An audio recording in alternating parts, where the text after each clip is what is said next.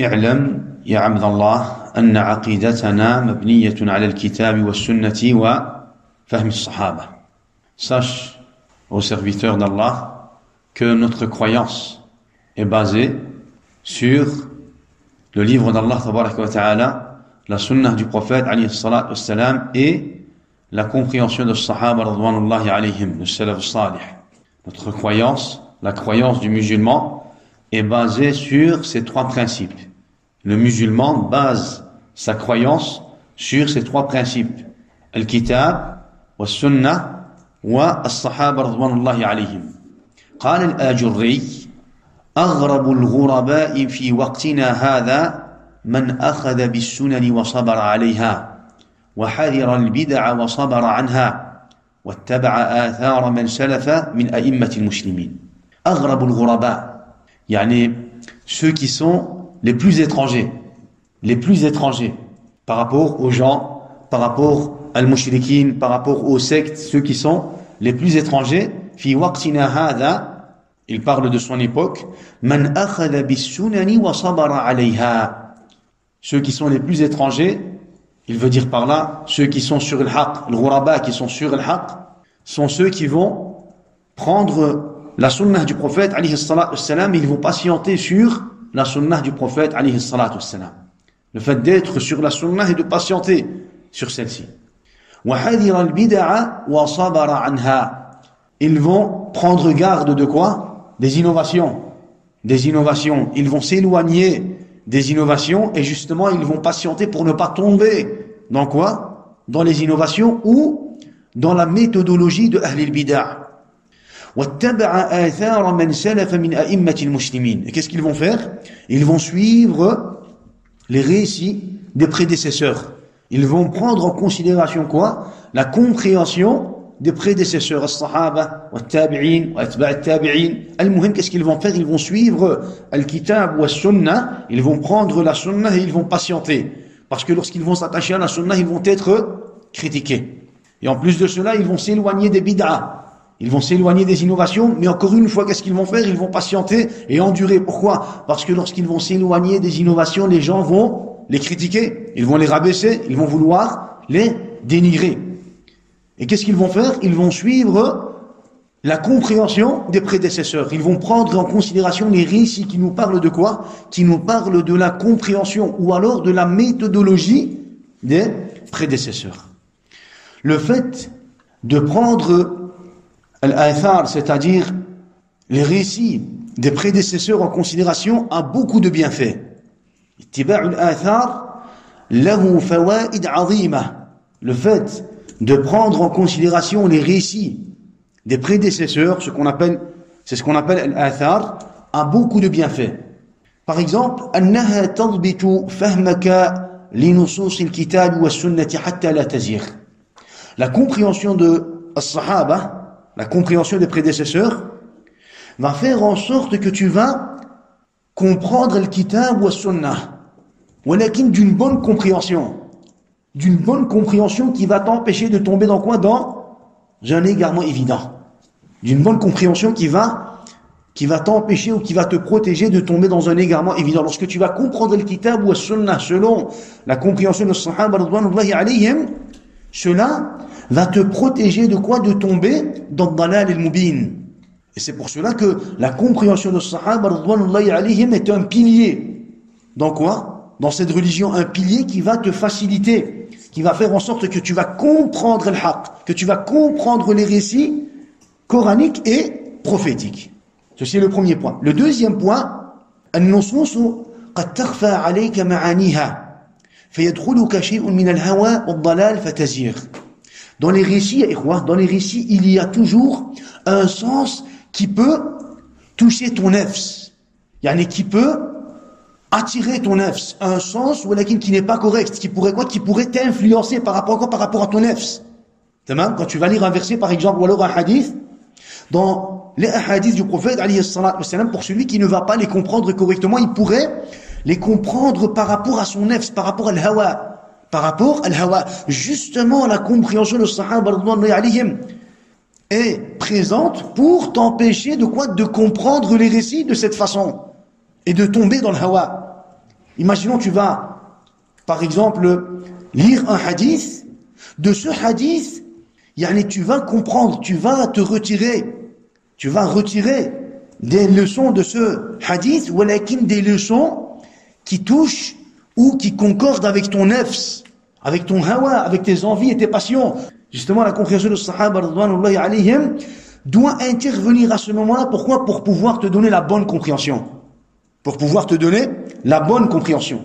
Et t'empêcher de tomber dans quoi? Et t'empêcher de tomber dans un nafs ou un hawa. Tamam? Le troisième point, الآثار تعلمك كذلك طريقة السلف في كل شيء. Les récits des prédécesseurs t'apprennent toutes choses. T'apprennent tout ce qui est en relation par rapport à quoi? Par rapport à la religion. Tu as quoi? Tu as des exemples. Des exemples chez les prédécesseurs, pas seulement en ce qui concerne l'aqidah, ya ikhwa. Les paroles des prédécesseurs ne sont pas seulement dans quoi? Dans l'aqidah. Ils n'ont pas parlé seulement de l'aqidah, ils ont parlé de l'aqidah. Ils ont parlé de l'ibadat, de l'mu'amalat, de l'akhlaq, de la relation avec les gens. Ils ont parlé de beaucoup de quoi? De beaucoup de sujets. Et donc, en lisant les récits des prédécesseurs, qu'est-ce que tu vas faire? Tu vas apprendre quoi? Tu vas apprendre leur façon de comprendre la religion, leur façon de vivre la religion, leur façon d'expliquer la religion, leur façon de quoi? D'analyser les situations. Tu vas comprendre la religion dans son entièreté. Dans son entièreté. Tamam? Ibn Abi Hatim dit ندب الله عز وجل إلى التمسك بهديهم. Allah Azza wa Jal nous a ordonné de quoi? Il nous a ordonné de s'attacher à leur guidance. À la guidance de qui? À la guidance de Sahaba radhiyallahu alayhim. Allah Azza wa Jal nous a ordonné de quoi? De s'attacher à leur guidance. وَالْجَرِيَ عَلَى مِنْهَاجِهِمْ. Et de suivre le quoi? Et de suivre leur méthodologie. Et de suivre leur méthodologie. Tu dois t'attacher à leur guidance, mais en plus de cela, tu dois les suivre dans quoi? Dans leur méthodologie. Dans leur méthodologie. وَالسُّلُوكِ لِسَبِيلِهِمْ. Tu dois suivre leur chemin. Tu dois te mettre sur leur chemin et suivre leur chemin. Le chemin de Sahaba, de Tabi'in, de Atba' Tabi'in, des prédécesseurs en général. وَالِاقْتِدَاءِ بِهِمْ. وَالِاقْتِدَاءِ بِهِمْ, c'est-à-dire que tu dois les prendre comme exemple et tu dois les suivre. ندب الله عز وجل إلى التمسك بهديهم والجري على منهاجهم والسلوك لسبيلهم والاقتداء بهم. تمام? Et donc, on a beaucoup de récits, des versets et des hadiths qui nous ordonnent quoi? Qui nous ordonnent de prendre la compréhension de Salaf al-Salih en considération et de comprendre le kitab ou sunnah selon quoi? Selon leur compréhension. On a des versets et des hadiths par rapport à cela. Tamam? On va en citer quelques-uns. Allah Azza wa Jalla dit السابقون الأولون من المهاجرين والأنصار والذين اتبعوهم بإحسان رضي الله عنهم ورضوا عنه. Les tout premiers croyants parmi les muhajirin et les ansar. Les tout premiers croyants parmi les muhajirin et les ansar. Donc on parle des prédécesseurs. As-salaf as-salih, as-sahaba radwanullahi alayhim. As-sahaba radwanullahi alayhim. Les tout premiers croyants parmi les muhajirin et les ansar. Et ceux qui les ont suivis en toute vertu. Et ceux qui les ont suivis avec ihsan. Walladhina ittaba'uhum bi ihsan. En toute vertu. Allah les agrée et il l'agrée. Allah Azza wa Jalla a été satisfait d'eux et eux ont été satisfaits d'Allah tabaraka wa ta'ala. Tamam? Regardez, Abdullah ibn Abbas أتاه رجل فذكر بعض أصحاب النبي صلى الله عليه وسلم كأنه ينتقص بعضهم. Un jour, Abdullah ibn Abbas, il a rencontré un homme. Et cet homme a commencé à parler de certains des compagnons du prophète alayhi salatu wassalam, comme s'il rabaissait certains des compagnons du prophète alayhi salatu wassalam. Alors, Abdullah ibn Abbas, il lui a récité ce verset. Il lui a dit السابقون الأولون من المهاجرين والأنصار والذين اتبعوهم بإحسان رضي الله عنهم ورضوا عنه. رضي الله عنهم ورضوا عنه. Il lui a récité ce verset et ensuite il lui a dit أما أنت فَلَمْ تَتَّبِعْهُمْ بِإِحْسَانٍ. Toi, par contre, tu ne les suis pas avec ihsan. Tu ne les suis pas en toute vertu. Tamam? Allah subhanahu wa ta'ala dans le verset, il nous parle des muhajirin et des ansar, des premiers croyants, et de ceux qui vont les suivre avec ihsan, en toute vertu. Abdullah ibn Abbas, quand il a vu cet homme parler, critiquer as-sahaba radwanullahi alayhim, il lui a dit, toi, par contre, tu ne les suis pas. Tu ne les prends pas comme exemple. Tu ne suis pas quoi leur chemin. Amma anta fala tattabi'hum bi ihsan. Pourquoi? Parce qu'il était en train de parler, de critiquer as-sahaba radwanullahi alayhim. Il n'a pas à parler sur as-sahaba, sur les prédécesseurs. Il n'a pas à les critiquer. As-sahaba radwanullahi alayhim. Ibn Abi Hatim nous rapporte un récit, le récit de Abdurrahman ibn Zayd, à propos de ce verset. وَالَّذِينَ اتَّبَعُوهُمْ بِإِحْسَانٍ. Et ceux qui les ont suivis en toute vertu. Et ceux qui les ont suivis en toute vertu. Les croyants qui ont suivi al-muhajirin ou al-ansar, les compagnons en toute vertu. Tamam? Il dit que Abdurrahman ibn Zayd a dit Man baqiya min ahli al-islam ila an taquma as-sa'a. وَالَّذِينَ اتَّبَعُوهُمْ بِإِحْسَانٍ. Il dit ce sont les musulmans qui vont exister de nos jours jusqu'à la fin des temps. Les seuls musulmans qui vont exister de nos jours jusqu'à la fin des temps. Abdurrahman ibn Zayd, il dit, les seuls musulmans qui vont exister aujourd'hui, et qui vont exister jusqu'à la fin des temps, sont ceux qui vont suivre les premiers croyants, les prédécesseurs avec quoi? Avec ihsan, en toute vertu. Tamam? Man baqiya min ahli al-islam ila an taquma as-sa'a. Ils sont ceux qui vont suivre les prédécesseurs, et qui vont exister jusqu'à la fin des temps. Jusqu'à la fin des temps, celui qui va prendre comme exemple les sahaba radwanullahi alayhim wa salaf salih, il fera partie de quoi? Il fera partie de ce verset. وَالَّذِينَ اتَّبَعُوهُمْ بِإِحْسَانٍ. Jusqu'à la fin des temps. Tant que tu vas prendre as-sahaba radwanullahi alayhim, tant que tu vas prendre leur compréhension en considération et leur façon de vivre la religion en considération, tu feras partie de qui? De Ahl al-Islam. Al-Muhim, regardez, ikhwa, dans un récit rapporté par Abdullah ibn Amr, radiyallahu anhuma, قال رسول الله صلى الله عليه وسلم إن بني إسرائيل تفرقت على 72 ملة. بنو إسرائيل تفرقت على 72 ملة. يعني بنو إسرائيل se sont divisés en 72 groupes. Ils se sont divisés en 72 groupes. وتفرقت أمتي على 73 ملة. Et ma communauté va se diviser en 73 groupes. Millah, en 73 communautés. وتفترق أمتي على 73 ملة. Et ma communauté va se diviser en 73 communautés. كلهم في النار. Ils seront tous en enfer. إلا ملة واحدة. Sauf une seule communauté. 73 communautés. Ils seront tous en enfer sauf une communauté. إلا ملة واحدة. قالوا ومن هي يا رسول الله. Qui est cette communauté qui va être sauvée, ya Rasulallah? Ce groupe qui va être sauvé. Le prophète, alayhi salatu wassalam, leur a donné la formule. Il leur a donné la formule. Et il a dit, Ma ana alayhi wa ashabi. Ceux qui vont être sauvés sont ceux qui vont être sur mon chemin et le chemin de mes compagnons, radwanullahi alayhim. Ils sont ceux qui vont suivre mon chemin et le chemin de sahaba, radwanullahi alayhim. Et c'est pour cela qu'on dit que le musulman doit prendre comme référence al-kitab wa sunnah, walakin il doit rajouter à cela quoi? La compréhension de sahaba radwanullahi alayhim. Le prophète a dit ma ana alayhi wa ashabi. Ma ana alayhi wa ashabi. Ils sont ceux qui vont suivre quoi? Ils sont ceux qui vont suivre mon chemin, mes applications et les applications de sahaba radwanullahi alayhim. Dans un autre récit rapporté par l'imam ad-Darimi, le récit de Abdullah ibn Abbas, regardez, il dit إذا سئل عن الأمر. يعني dans le récit on parle de quoi? Dans le récit on parle de Abdullah ibn Abbas, un récit qui nous a été rapporté par l'imam ad-Darimi. إذا سئل عن الأمر فكان في القرآن أخبر به.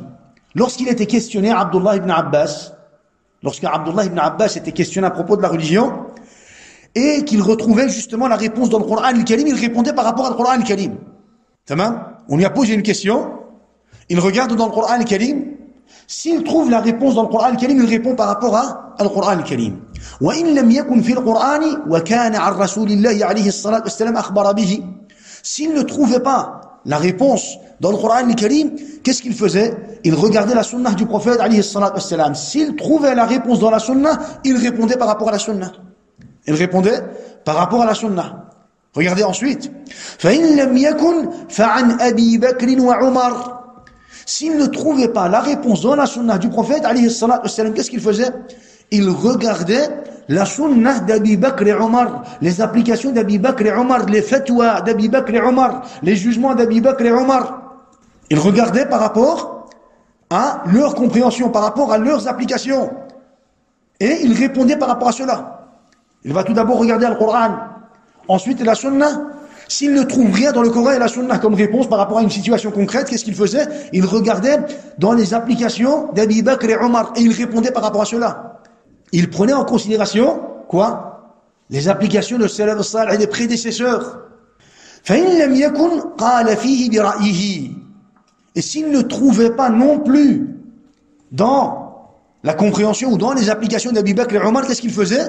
Il faisait des efforts lui-même et il donnait un jugement par rapport à ses connaissances. Il donnait un jugement par rapport à ses connaissances. Donc on voit à chaque fois comment les Sahaba radwanullahi alayhim eux-mêmes revenaient à la compréhension des Sahaba radwanullahi alayhim. Eux-mêmes.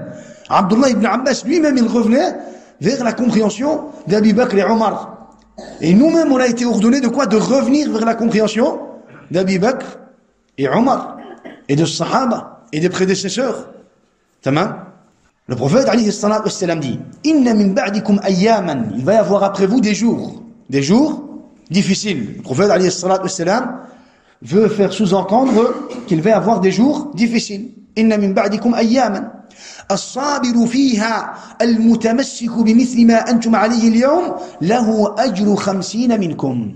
Celui qui va patienter ce jour-là et qui va se tenir à sa religion et qui va se tenir à ce dont vous vous êtes tenus, à la compréhension de Sahaba. On parle de quoi? On parle de la compréhension des prédécesseurs de Sahaba radwanullahi alayhim. Ce jour-là, celui qui va patienter et qui va se tenir à ce dont vous vous êtes tenus, celui qui va être sur votre chemin, sur votre croyance, il aura la récompense de 50 d'entre vous.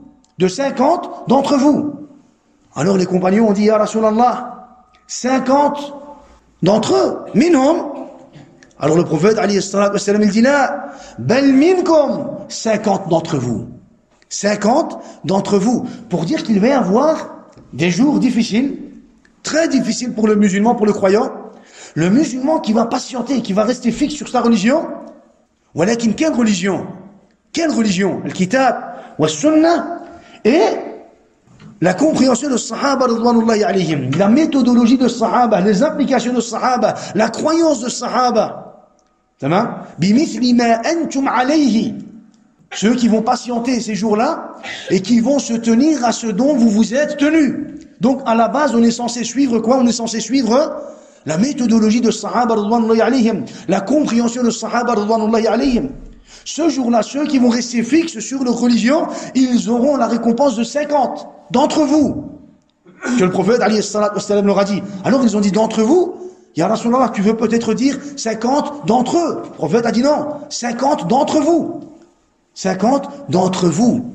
Yani pour dire que le musulman qui va vivre sa religion à cette époque, yani, ça va être tellement dur pour lui d'être fixe, de rester fixe sur sa religion, qu'il aura la récompense, subhanallah, de 50 des compagnons du prophète, alayhi salatu wassalam. Pourquoi? Parce qu'il va se tenir à l'haq.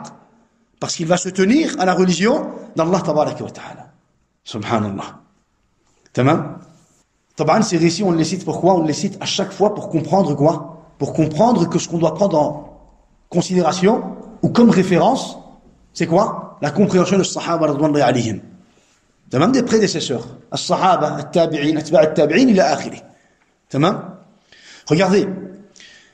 Dans un hadith rapporté par Abdullah ibn Mas'ud. Abdullah ibn Mas'ud, radiyallahu anhu, il dit, Ana li ghayri ad-Dajjali أخوف عليكم من الدجال أمور تكون من كبرائكم فأيما مرية أو رجيل أدرك ذاك الزمان فالسمت الأول. Regardez ce qu'il dit. أنا لغير الدجال أخوف عليكم من الدجال. J'ai peur pour vous de certaines choses plus que ce que j'ai peur de Dajjal. La fitna de Dajjal. Imaginez-vous la fitna de Dajjal. Abdullah ibn Mas'ud, il dit, moi j'ai peur de certaines choses encore plus que ce que j'ai peur de la fitna de Dajjal. C'est quoi? Umurun takunu min kubara'ikum. Il va y avoir quoi? Il veut dire qu'il va y avoir des tentations, des difficultés, des bid'ah, des shubuhat. Tamam? Alors, Abdullah ibn Mas'ud nous donne quoi? Il nous donne la formule. Qu'est-ce qu'on doit faire ce jour-là? فَأَيُّمَا مُرَيَّةٌ أَوْ رُجَيْلٌ. Murayyatun, c'est le diminutif de imra'atun. Rujayl, le diminutif de rajul. Ce jour-là, l'homme ou la femme qui va être vivant et qui va voir ses tentations, adraka dhaka zaman, ce jour-là, l'homme qui va voir ses tentations, qui va vivre cette époque de difficulté, de tentation, fassamtul awwal. Il leur dit, c'est quoi as-samt? As-samt, c'est la compréhension. As-samt, c'est le chemin, la compréhension. Alors il leur dit, vous devez revenir lorsque vous allez vivre des tentations, lorsque vous allez vivre ces jours de tentation, ces jours de difficulté. Ce que vous devez faire justement pour être sauvé, c'est de revenir vers quoi? De revenir vers la première compréhension. As-samtul awwal. La première compréhension, la compréhension de Sahaba radwanullahi alayhim. La compréhension de Sahaba radwanullahi alayhim, des prédécesseurs, il y a trois. Le salaf al-salih. Regardez, l'imam Malik dit, لن يصلح آخر هذه الأمة إلا بما صلح أولها فما لم يكن يومئذ دينا فلا يكون اليوم دينا.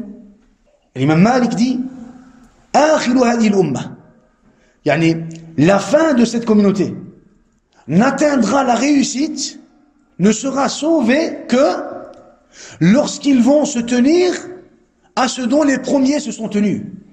Les derniers ne réussiront que lorsqu'ils vont suivre le chemin des premiers. C'est ce que ça veut dire. Les derniers ne réussiront que lorsqu'ils vont suivre le chemin des premiers. On ne réussira que lorsqu'on va suivre le chemin et la compréhension des premiers. As-sahaba radwanullahi alayhim. Al-kitab wa sunnah wa fahm as-sahaba. Al-kitab wa sunnah wa fahm as-sahaba. On ne pourra réussir que lorsqu'on va se tenir à ces trois principes, à ces trois fondements. Vous allez comprendre pourquoi est-ce qu'on parle de cela.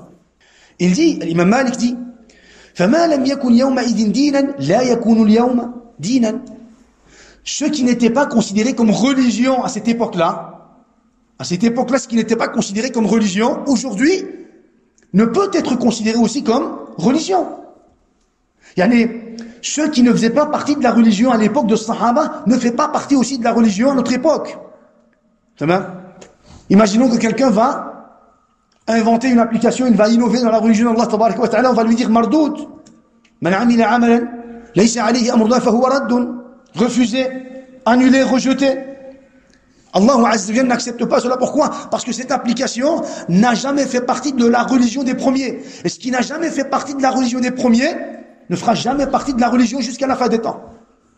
Ce qui n'a jamais fait partie de la religion des premiers de Sahaba du prophète, alayhi salatu wassalam, radwanullahi anhum, ne fera jamais partie de la religion jusqu'à la fin des temps, même si tout le monde, même si tous les gens, même si tous les humains appliquent cette application.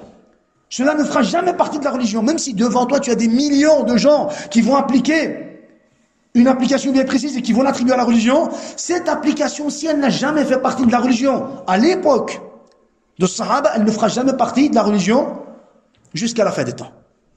On a aussi la parole de l'imam al-Sha'bi. Il dit إنما هلكتم حين تركتم الآثار وأخذتم بالمقاييس. L'imam al-Sha'bi dit إنما هلكتم, vous vous êtes anéantis حين تركتم الآثار, lorsque vous avez laissé les récits des prédécesseurs. L'Athar, c'est le terme qu'on utilise pour les récits des prédécesseurs. Vous vous êtes anéantis. Lorsque vous avez laissé, lorsque vous avez négligé, lorsque vous avez oublié les récits des prédécesseurs, c'est-à-dire la compréhension de Sahaba radhwanullahi alayhim, des prédécesseurs, at-tabi'in wa atba' at-tabi'in. Wa akhadhtum bil maqayis. Le maqayis, c'est quoi? Le qiyas. Le qiyas, l'analogie, la comparaison entre des situations. Lorsque vous avez délaissé les récits et que vous vous êtes mis dans une phase de quoi? Dans une phase d'analogie. Lorsque vous vous êtes mis dans une phase de commencer à comparer les choses, de qiyas, de faire le qiyas, vous vous êtes anéanti de vous-même. Que dit l'imam Sha'bi? Donc on comprend à chaque fois par rapport à ces paroles que ce qu'on doit prendre en considération, c'est la compréhension des premiers. Tant qu'on va rester attaché à la compréhension des premiers, on sera sauvé. Bi'iznillah, bi'iznil wahid al-ahad.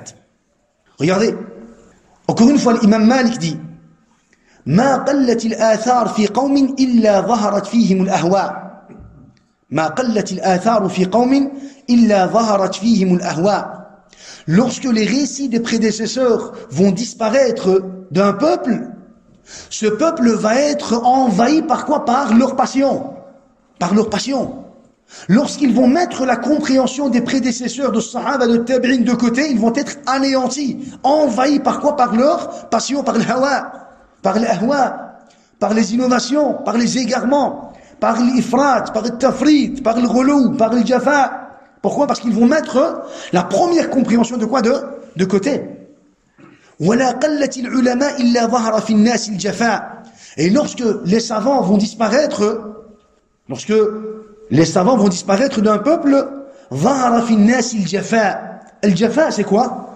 C'est la dureté, c'est le fait d'être dur, de ne pas avoir de respect, de ne pas avoir de principe par rapport au comportement. Les savants ont dit al-jafa ghiladu at-tab'i liqillati mukhalaqati an-nas. Yani tellement ils vont se mettre à l'écart qu'ils vont avoir en eux-mêmes une dureté envers les gens. Alors il dit, l'imam Malik dit, lorsque les savants vont disparaître, al-jafa va apparaître, la dureté, al-jafa va apparaître dans quoi? Dans les façons, dans les attitudes, dans le comportement. Al-jafa, la dureté. Pour dire que les ulama, eux, qu'est-ce qu'ils font? Ils tiennent les gens à un niveau, un équilibre, un juste milieu par rapport au comportement, par rapport à la façon de faire, par rapport aux attitudes, il a akhiri. À la disparition de l'athar, les gens vont être anéantis ou envahis par quoi? Par des innovations, par le hawa, les passions et les envies et les innovations. À la disparition des savants, des ulama, les gens vont être envahis par quoi? Par la dureté. Le mauvais comportement, le mauvais caractère, les mauvaises façons de faire, la dureté. Al-Muhim. Regardez. Je cite encore une parole, la parole de l'imam al-Barbahari. Lorsqu'il parle de l'apparition des innovations dans cette communauté, il dit وَاعْلَمْ رَحِمَكَ اللَّهِ أَنَّ أَهْلَ الْعِلْمِ لَمْ يَزَالُوا يَرُدُّونَ قَوْلَ الْجَهْمِيَّةِ حَتَّى كَانَ فِي خِلَافَةِ بَنِي فُلَانٍ خِلَافَةِ بَنِي الْعَبَّاسِ. Il parle de خِلَافَةِ بَنِي الْعَبَّاسِ. وَاعْلَمْ رَحِمَكَ اللَّهِ أَنَّ أَهْلَ الْعِلْمِ لَمْ يَزَالُوا يَرُدُّونَ قَوْلَ الْجَهْمِيَّةِ حَتَّى كَانَ فِي خِلَافَةِ بَنِي فُلَانٍ تكلم الرويبضة في أمر العامة. Il dit, sache qu'Allah te fasse miséricorde, que les savants, depuis le début, qu'est-ce qu'ils ont fait? Ils ont toujours répliqué Al-Jahmiyya. Ils ont toujours répondu à Al-Jahmiyya. Jusqu'à l'époque de qui? Jusqu'à l'époque de Bani al-Abbas. Pourquoi? Parce qu'à l'époque de Bani al-Abbas, le khalifa lui-même, il est devenu Jahmi. Et lorsqu'il est devenu Jahmi, qu'est-ce qu'il a fait? Il a ouvert les portes aux Jahmiyya. Il leur a donné une facilité. Et il a poussé les gens à devenir Jahmi. Il a poussé les gens à avoir cette croyance, la croyance de Jahmiyya. Et les savants d'Ahl Sunnah wal Jama'a, ils ont été éprouvés comme l'imam Ahmed. Alors il dit, à l'époque de Bani al-Abbas, lorsque ces quelques khulafas sont devenus Jahmiyya, et qu'ils ont eu en eux-mêmes cette croyance, qu'est-ce qu'ils ont fait? Qu'est-ce qu'il s'est passé? تكلم الرويبضة في أمر العامة. الرويبضة يعني Ahlul Bid'a. Al-Ruwaybida, ça veut dire, ceux qui sont, encore tout petits. Voilà, qui pas par rapport à l'âge, par rapport à la compréhension de din. À la base, Al-Ruwaybida est un terme utilisé pour Ahlul Bid'a, pour les innovateurs. Alors il dit, à l'époque de Bani al-Abbas, lorsque le calife est devenu Jahmi, Al-Ruwaybida ont commencé à parler de quoi? Ont commencé à parler, pas de leur situation. Ils ont commencé à parler, de la situation de l'Amma. Ils ont commencé à parler au nom de l'islam. Ils ont commencé à parler des situations qui touchent tous les musulmans. Al-Ruwaybida takallamu fi amri al-'amma. Ils n'ont pas parlé de quelques situations bien précises. Non, ils ont parlé de ce qui concerne les musulmans. Les gens, la masse. Tamam? Alors il dit وَطَعَنُوا عَلَى آثَارِ رَسُولِ اللَّهِ عَلَيْهِ الصَّلَاةُ وَالسَّلَامُ. Et ils ont commencé à critiquer, quoi? Ils ont commencé à critiquer, à rabaisser, à rejeter, à repousser les récits du prophète Muhammad alayhi الصلاة والسلام, les hadiths. Ensuite, وَأَخَذُوا بِالْقِيَاسِ وَالرَّأْيِ. Et ils ont commencé à mettre en application le qiyas, l'analogie, la comparaison, al-ra'i, les avis des soi-disant savants. Regardez ce qui s'est passé. وَكَفَّرُوا مَنْ خَالَفَهُمْ. Tous ceux qui ont été contre eux, contre le Jahmiyya, contre le Ruwaybida, contre Ahl al-Bid'a, qu'est-ce qu'ils ont fait? Ils les ont rendus mécréants. فَدَخَلَ فِي قَوْلِهِمْ الْجَاهِلُ وَالْمُغَفَّلُ وَالَّذِي لَا عِلْمَ لَهُ. Et l'ignorant, al-jahil, al-mughaffal, c'est celui qui est insouciant. Il est dans la ghafla. وَالَّذِي لَا عِلْمَ لَهُ, celui qui n'a pas de science. Ceux-là, qu'est-ce qu'ils ont fait? Ils ont suivi al-Ruwaybida. Ils ont suivi ceux qui ont parlé de la religion d'Allah tabaraka wa ta'ala, ceux qui ont commencé à falsifier la religion d'Allah tabaraka wa ta'ala, ceux qui ont commencé à critiquer les hadiths du prophète alayhi salatu wa salam, ils les ont suivis. Qui ce sont qui ont suivi al-Ruwaybida? Al-Jahil, al-Mughaffal, walladhi la ilma lahu. L'ignorant, l'insouciant et celui qui n'a pas de science. Tamam? Regardez. Hatta kafaru min haythu la ya'lamun. Et ils ont continué dans ce délire jusqu'à ce qu'ils ont mécru sans même le savoir. Kafaru min haythu la ya'lamun. Min haythu la ya'lamun. Ils ont mécru sans même le savoir. Fahalakat al-umma min wujuhin. Alors il dit la communauté, en parlant de l'umma, de la communauté, il dit la communauté a été anéantie de plusieurs façons. La communauté a été anéantie de plusieurs façons. وَكَفَرَتْ مِنْ وُجُوهٍ. Ils sont tombés dans la mécréance de plusieurs façons. وَتَزَنْدَقَتْ مِنْ وُجُوهٍ. Ils sont tombés dans quoi? Dans zandaqa. Ils sont tombés dans zandaqa, c'est-à-dire dans la mécréance, dans la grande mécréance, de plusieurs façons. وَضَلَّتْ مِنْ وُجُوهٍ. Ils se sont égarés de plusieurs façons. وَتَفَرَّقَتْ وَابْتَدَعَتْ مِنْ وُجُوهٍ. Ils se sont divisés et séparés et ils sont tombés dans les innovations de plusieurs façons. إِلَّا مَنْ ثَبَتَ عَلَى قَوْلِ رَسُولِ اللَّهِ عَلَيْهِ الصَّلَاةُ وَالسَّلَامُ. Sauf ceux qui sont restés fixes sur la sunnah du prophète alayhi as-salatu was-salam. Ils sont tombés dans un égarement, ya ikhwa. Ils sont tombés dans des égarements, pas dans un égarement, dans des égarements. Il y en a qui sont tombés dans la mécréance, d'autres qui sont tombés dans az-zandaqa, d'autres qui sont tombés dans la division et dans les innovations. Al-muhim, en général, l'umma halakat. Pourquoi? Parce que Ruwaybida takallamu. Al-Ruwaybida, qu'est-ce qu'ils ont fait? Ils ont parlé. Ils ont parlé de la religion d'Allah tabaraka wa ta'ala sans science. Ils ont mis l'athar de côté. Ils ont mis quoi? Les hadiths du prophète alayhi salatu wa salam de côté. Et ils ont commencé à faire par rapport à quoi? Par rapport à al-qiyas. Des comparaisons. Ils ont commencé à donner quoi? Ils ont commencé à donner des explications par rapport à leur compréhension, par rapport à leur petite compréhension. Ils ont commencé à faire des déductions, des raccourcis, des suppositions. Et c'est comme ça qu'ils ont égaré al-umma. Et c'est comme ça qu'ils ont égaré quoi? Al-umma ya ikhwa. Tamam. Donc on a cité quelques récits ya ikhwa. Pour comprendre quoi? Pour comprendre que le musulman, lui, doit baser quoi? Sa religion sur ces trois principes, sur ces trois fondements. Al-kitab, wa sunnah, wa fahm al-sahaba. Fahm al-salaf al-salih. Le livre d'Allah, la sunna du prophète, selon la compréhension des sahaba radwanullahi alayhim, ou alors selon la compréhension des prédécesseurs. Tamam. Walakin, sache que si tu veux comprendre, toi, déjà, al-kitab wa sunnah, ainsi que les récits des prédécesseurs, tu as besoin de quoi? Tu as besoin d'avoir des règles. Tu dois avoir des principes. Tu dois connaître les règles que tu dois utiliser justement pour atteindre une bonne compréhension de la révélation et des récits des prédécesseurs. Tamam? Je ne vais pas aborder le sujet de quoi? Le sujet de usul al-fiqh. On va l'aborder par après. Est-ce que les prédécesseurs connaissaient cette science, la science usul al-fiqh? On va l'aborder. Tamam? Pourquoi? Parce qu'il y en a qui ont renié cela. Ils disent que les prédécesseurs n'ont jamais utilisé quoi? N'ont jamais utilisé la science de usul al-fiqh. On va parler de cela, Inch'Allah, prochainement. Voilà, ici, ce que je veux citer, c'est quoi? C'est que si tu veux atteindre une bonne compréhension des récits, en général, des récits, que ça soit coranique, prophétique, ou alors les récits des prédécesseurs, tu dois connaître les règles. Tu dois avoir ce qu'on appelle, les règles de la compréhension. Tamam? Et avant même de citer, on va dire la première règle, ikhwa, en ce qui concerne les récits des prédécesseurs, ikhwa, les récits des prédécesseurs, tu dois savoir que les récits des prédécesseurs, ikhwa, qu'est-ce qu'on va faire? Les récits des prédécesseurs, on va les prendre en considération, bien sûr, pour comprendre la religion. Les récits des prédécesseurs ne sont pas, tous les récits des prédécesseurs ne sont pas tous au même niveau. Qu'est-ce que ça veut dire? Ça veut dire que lorsqu'on a des récits, par exemple, qui nous parlent d'un sujet sur lequel il y a l'ijma', le récit de ce prédécesseur a le jugement de quoi? A le jugement du ijma'. C'est bien?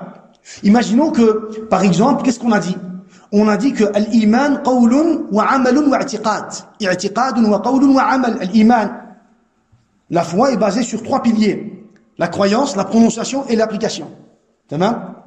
On a des paroles des prédécesseurs qui nous parlent de quoi? Qui nous parlent de la réalité de l'iman. Puisque l'iman est basé, ce sujet est un sujet d'unanimité, de ijma', le récit ou les récits des prédécesseurs qui nous parlent de ce sujet prennent quoi? Prennent ce jugement. Prennent le jugement de l'ijma'. C'est-à-dire qu'on va prendre en considération ces récits et qu'on va donner le jugement de quoi? Qu'on va donner le jugement de l'ijma' à ces récits. Voilà, imaginons que les prédécesseurs ont parlé de quoi? De certains sujets sur lesquels il y a quoi? Il y a eu une divergence. Et il y a eu des situations où il y a eu des divergences entre Sahaba radhiyallahu alayhim. C'est pour cela, qu'est-ce qu'on dit? On dit que le ijma', le seul et vrai ijma' est l'ijma' de as-Sahaba. Et la seule vraie divergence est la divergence de as-Sahaba. Si les compagnons ont divergé sur 2 avis, tu ne peux pas, toi, venir ajouter un 3e. S'ils ont fait ijma' sur un sujet, tu ne peux pas, toi, venir prétendre qu'il y a quoi? Qu'il y a une divergence. Donc, les récits, on doit comprendre que tous les récits des prédécesseurs ne prennent pas tous le même jugement. Qu'est-ce qu'on va faire? On va analyser, on va regarder.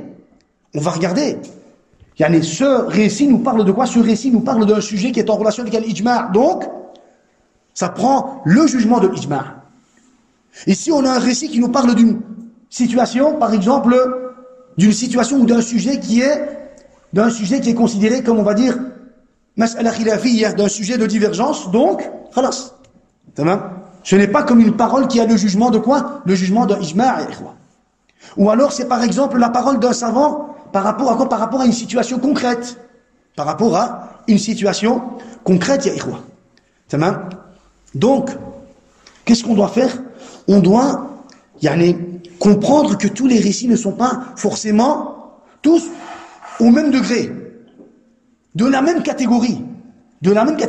Ya ikhwa, dans le Coran al-Karim, qu'est-ce qu'on a? Dans le Coran al-Karim, on a le nasikh et le mansukh. On a des versets qui ont été abrogés, on les récite aujourd'hui, mais on ne les met pas en application. Dans le Coran, ça existe, ça. Dans la sunna du prophète, on a un nasikh et un mansukh. D'office. Dans les paroles de Sahaba, ou alors dans les paroles des prédécesseurs, on pourrait aussi retrouver des paroles qui ont été abrogées par rapport à eux-mêmes. Il va donner un jugement par après, quand il va atteindre un autre hadith, qu'est-ce qu'il va faire? Il va abroger son premier jugement et il va donner un nouveau jugement, comme l'imam Shafi'i lorsqu'il est parti de l'Irak en Égypte et qu'il a entendu en Égypte des hadiths qu'il n'avait pas entendu auparavant. Qu'est-ce qu'il a fait? Il a refait son nouveau fiqh, il a fait un nouveau fiqh. Il a abrogé tout ce qu'il avait dit. Donc, On comprend que la règle de Nasir wal Mansour qu'on va appliquer sur le Coran al-Karim, on pourrait même l'appliquer sur les paroles de Al-Salaf al-Salih. Dans les paroles de Salaf al-Salih, il y a, dans le Coran al-Karim, on retrouve quoi? Al-Muhkam wal-Mutashabih. Al-Muhkam wal-Mutashabih. Dans les hadiths du prophète, on a Al-Muhkam wal-Mutashabih. Dans les paroles des prédécesseurs, on a aussi Al-Muhkam wal-Mutashabih. Qu'est-ce qu'on va faire? On va comprendre le Mutashabih par rapport au Muhkam. On va comprendre le Mutashabih par rapport au Muhkam. Dans le Coran al-Karim, on a Al-Am wal-Khas. On a un verset qui est général, et puis on a un verset qui vient limiter le sens de ce premier verset, qu'on appelle Al-Khas. Et un verset qui est général, tant qu'il n'y a pas le Khas, ce verset ne peut être considéré comme dalil. On a un verset Am, et puis on a un Khas. Tamam? Et on a pareil des hadiths de cette catégorie. Cette règle, on pourrait aussi l'appliquer sur quoi? On pourrait aussi l'appliquer sur les paroles des prédécesseurs et quoi? De Sahaba, de Tabi'in. Des fois, ils vont citer une parole générale, ensuite, ils vont citer une parole qui va quoi? Qui va déterminer le sens de cette première parole. C'est important. Al-Muhim, les paroles, ya ikhwah, des prédécesseurs de Salaf Salih, ce qu'on appelle al-Athar, on doit savoir comment les utiliser, comment les comprendre, comment les analyser. Comment les analyser, ya ikhwah. Je ne veux pas rentrer dans tous les détails, mais ici, en réalité, ce que je veux parler, ce dont je veux citer aujourd'hui, c'est quoi, ya ikhwah? C'est le premier point, ya ikhwah, qu'on a besoin pour pouvoir suivre le chemin de Sahaba radhwanullahi alayhim et faire comme ils ont fait, et appliquer la religion comme ils l'ont appliquée, et avoir la même croyance, la même méthodologie. C'est quoi le premier point? Al-Fahm. Al-Fahmu, la compréhension. La compréhension. Je ne parle pas encore des règles de Usul al-Fiqh, des règles que le prophète a enseignées à Sahaba, les règles que les prédécesseurs ont utilisées justement pour atteindre à chaque fois à des conclusions qui concordent avec le Kitab ou Sunnah. Non, je ne parle pas de ces règles. Je parle ici de la base de ces règles. Al-Fahm, la compréhension. La compréhension, ya ikhwa. Je ne parle même pas, des choses dont tu as besoin pour pouvoir comprendre. Comme par exemple la langue arabe. Je ne parle pas de cela. Je parle tout simplement, aujourd'hui, je veux seulement citer quoi? Une parenthèse sur Al-Fahm, la compréhension. Comprends. Tu dois comprendre, ya ikhwa. On doit comprendre. Al-Fahm. Al-Fahm. Tamam? Parce qu'on a la science, ya ikhwa. On a la science et on a la compréhension. C'est deux choses différentes, ya ikhwa. C'est deux choses différentes. Ce n'est pas parce que tu as une science que ça veut forcément dire que tu as la compréhension. Et tu pourrais avoir une grande compréhension si tu n'as pas la science, tu n'as quand même rien en toi. C'est deux choses différentes, ya ikhwa. C'est deux choses différentes. Regardez, Al-Imam al-Bukhari dans son Sahih, il dit Babun, chapitre, Al-Fahmu fil ilm, la compréhension dans la science. La compréhension dans la science. L'imam al-Bukhari, qu'est-ce qu'il fait? Il fait la différence. Il fait la différence. On a l'ilm, mais on a aussi la compréhension de l'ilm. Al-fahmu fil ilmi. Et il y a quoi? Il y a un lien très grand, très important entre la science et la compréhension. Tu peux connaître un verset si tu n'as pas compris, toi, le sens de ce verset.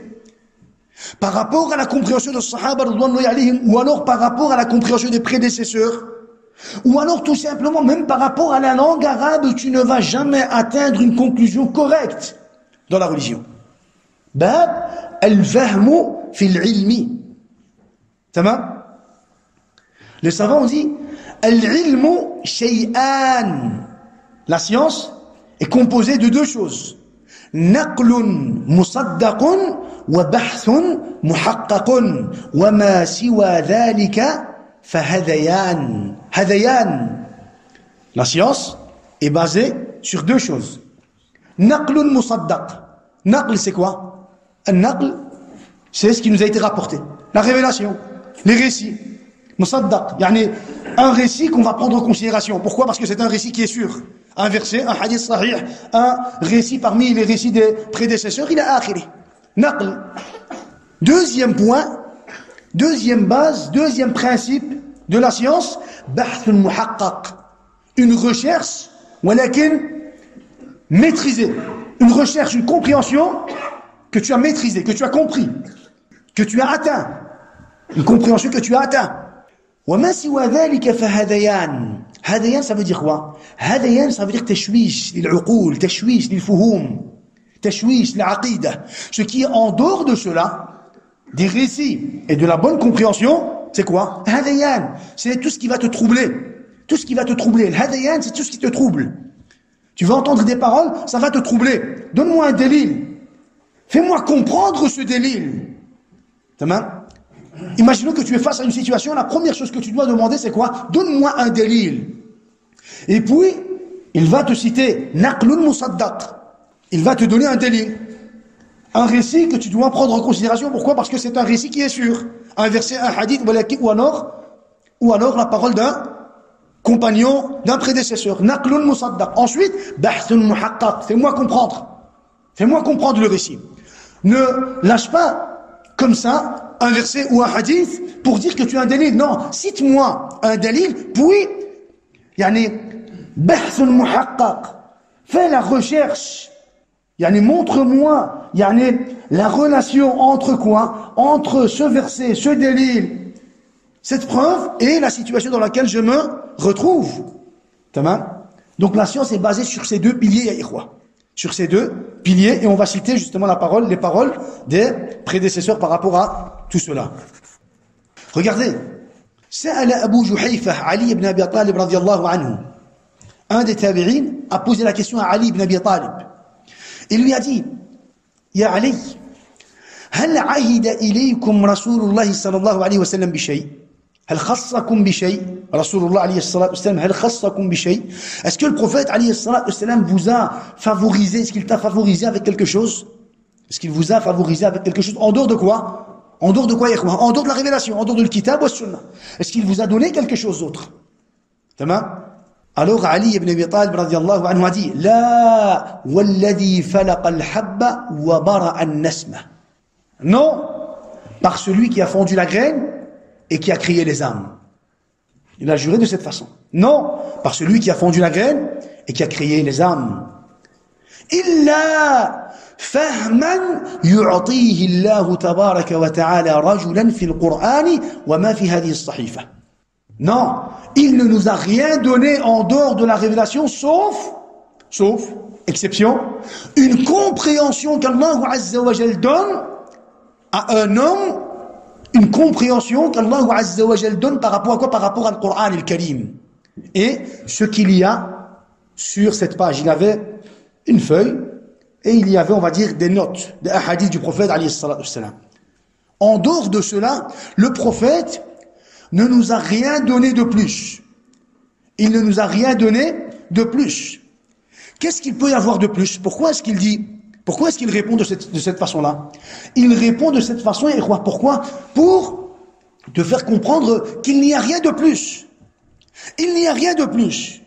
Ce n'est que la révélation. Ce qu'il peut y avoir de plus, c'est quoi? C'est une compréhension qu'Allah va donner à un homme par rapport à la révélation. Cette compréhension-là, ce n'est pas le prophète alayhi salatu wassalam qui va la donner. Walakin Ali ibn Abi Talib, il répond de cette façon pour dire quoi?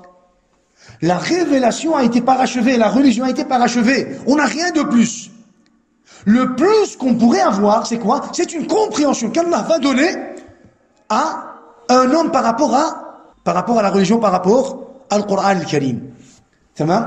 Dans une autre version, il dit La إلا كتاب الله أو فهم أعطيه مسلم أو ما في هذه الصحيفة لا إلا كتاب الله أو فهم أعطيه مسلم أو ما في هذه الصحيفة. Non, il ne nous a rien donné de plus. On n'a pas été favorisé, on n'a pas été privilégié par le prophète alayhi salatu wassalam. Ce qu'il nous a laissé, c'est le livre d'Allah et une compréhension fahmun une compréhension qu'Allah va donner à un musulman par rapport au livre d'Allah tabaraka wa ta'ala. وما في هذه الصحيفة. طبعا la première compréhension, c'est la compréhension de Sahaba radhiyallahu alayhim. On ne parle pas de cela. On parle ici de quoi? On parle ici du fait qu'on doit avoir une compréhension pour pouvoir comprendre le livre d'Allah tabaraka wa ta'ala. Première chose qui te revient comme devoir, comme obligation, c'est que quand tu vas lire un verset et que tu veux l'utiliser, qu'est-ce que tu dois faire? Tu dois le comprendre. Ta femme, Le fahm. Pour atteindre le fahm, tu as besoin de quoi? Tu as besoin des outils. Je ne parle pas de ces outils-là. On en reparlera par après. Walakin, première chose que tu dois atteindre, c'est la compréhension du délil que tu veux utiliser. Tamam? Regardez, subhanallah. Donc Ali ibn Abi Talib, radiyallahu anhu, qu'est-ce qu'il a fait? Il a séparé le Coran et quoi? Et la compréhension. Illa kitabullah ou fahmun a'tahu Allah musliman. Le livre d'Allah et la compréhension. Une compréhension qu'Allah va donner à un musulman. Ça veut dire que ce n'est pas parce que tu connais le Coran par cœur que ça veut forcément dire que tu as compris le Coran. Non. Tu peux connaître le Coran par cœur et réciter le Coran du début jusqu'à la fin sans une seule faute et être l'ignorant, le plus grand ignorant de Al-Qur'an al-Karim. Le but n'est pas de quoi? Le but n'est pas de prendre le verset et de le réciter sans compréhension, non. On doit connaître les dalils, les preuves, walakin en les basant sur quoi? Sur une compréhension. Tamam? Une compréhension. Comme je l'ai dit, tout d'abord la compréhension de Sahaba, de toute façon ça c'est un principe, mais aussi comprendre le verset. Comprendre le verset. Regardez l'imam Shafi'i, qu'est-ce qu'il dit, ikhwa? كل العلوم سوى القرآن مشغلة إلا الحديث وعلم الفقه في الدين العلم ما كان فيه قال حدثنا وما سوى ذلك وسواس الشياطين. طبعا c'est une poésie qui a été attribuée à l'imam Shafi'i. C'est une poésie qui a été attribuée à l'imam Shafi'i. Il dit كل العلوم سوى القرآن مشغلة. Toutes les sciences en dehors du Coran, مشغلة. Une occupation mais vide. Toutes les sciences en dehors de la science du Coran, s'occuper ou donner du temps aux sciences en dehors de la science du Coran est considérée comme quoi? Comme une occupation mais vide. مشغلة إلا الحديث وعلم الفقه في الدين. Sauf le hadith وعلم الفقه في الدين et la science de la compréhension de la religion. Donc le Coran, le hadith وعلم الفقه في الدين et la compréhension ou la science de la compréhension de la religion. Ça veut dire que tu dois connaître quoi? Tu dois te baser par rapport au kitab, tu dois prendre le kitab, première référence al kitab, al sunnah, mais n'oublie pas que en dehors de le kitab ou al sunnah, tu as quoi? Tu as aussi la science. Ilm al-fiqh fi ad-din, la science de la compréhension de la religion. Donc tu dois comprendre la religion. Tu dois comprendre la religion. Al-ilm ma kana fihi qala haddathana. La science, la vraie science, c'est quoi? La vraie science, c'est tout ce qui va être basé sur haddathana. Haddathana, ça veut dire, il nous a été transmis. Pour dire que la science est basée sur les récits. Les récits.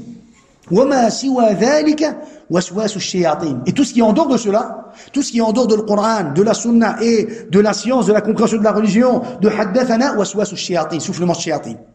Soufflement de shayatin. Soufflement de shayatin, ikhwa. Tout ce qui est en dehors de cela est considéré comme quoi? Comme les soufflements de shayatin. C'est pour cela que toi, par rapport au devoir que tu as envers Allah tabaraka wa ta'ala, ta croyance, tu dois la baser par rapport à al-kitab wa al-sunnah wa fahm al-sahaba. Qala haddathana.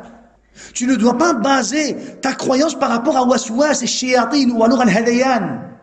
Al-hadayan, tashwish. Tamam? Au soufflement de shayatin ou alors au trouble. Pourquoi? Parce que le jour du jugement, quand tu vas te retrouver devant Allah tabaraka wa ta'ala et que tu vas rendre des comptes à Allah azza wa jal, tu vas rendre des comptes à Allah par rapport à quoi? Par rapport à ces principes. Al-kitab wa sunnah. Wa ijma' al-sahaba wa fahm al-sahaba. Tamam? Regardez, ikhwa.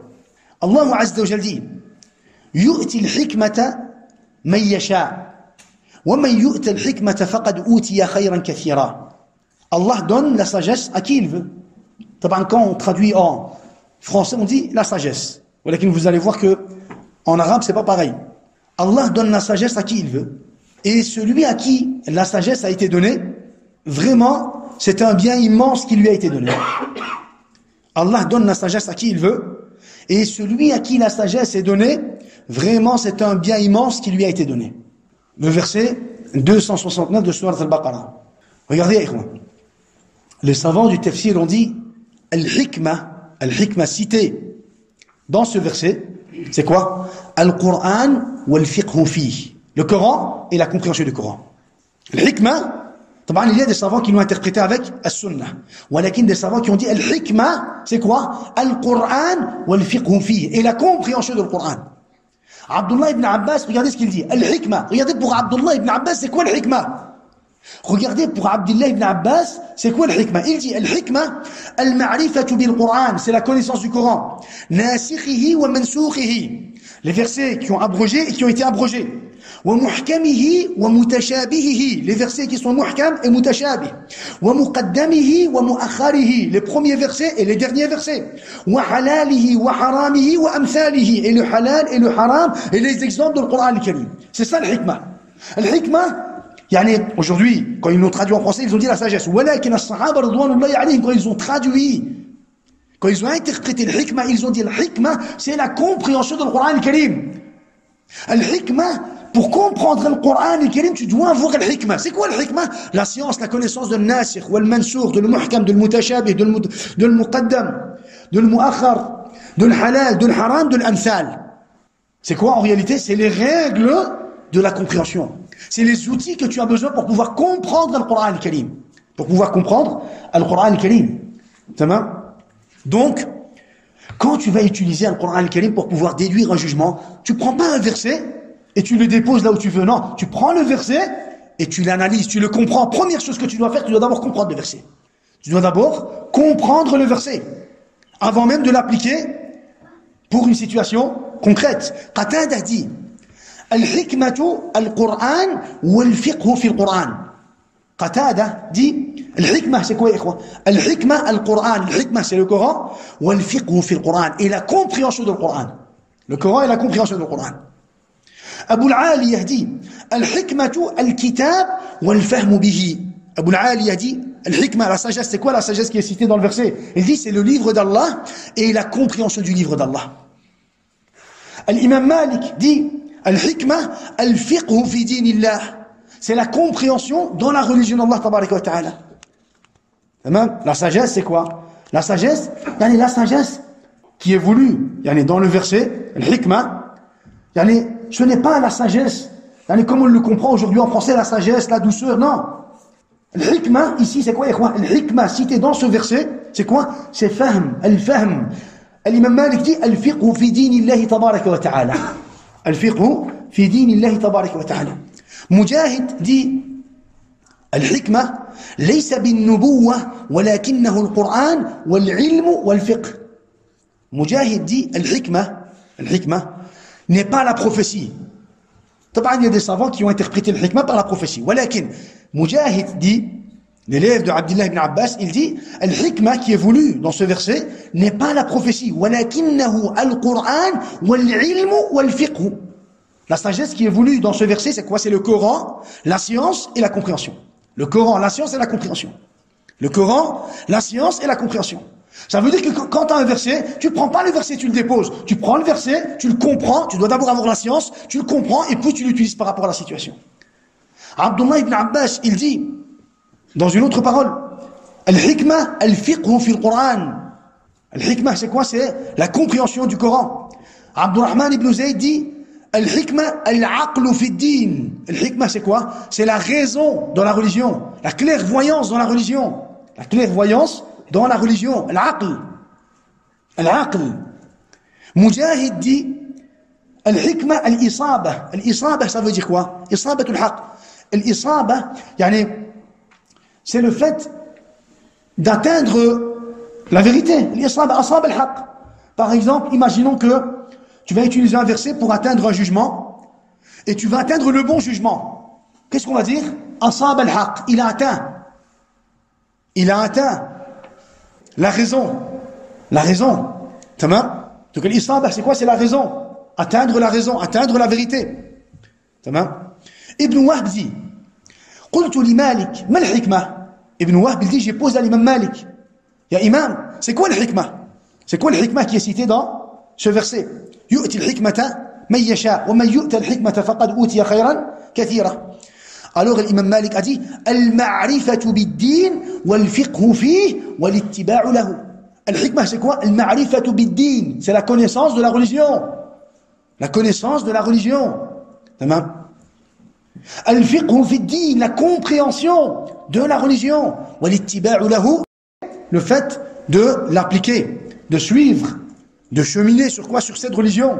Sur cette religion, ya ikhwa. Al-fiqh, la compréhension, ya ikhwa. La compréhension.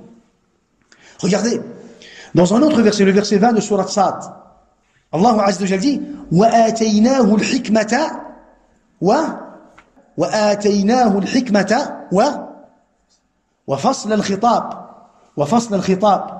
En parlant de qui? De qui, ikhwa? De quel prophète? Daoud alayhi salam. وآتيناه الحكمة وفصل الخطاب. الحكمة الفهم, la compréhension. Les ulama ont dit الحكمة c'est la compréhension.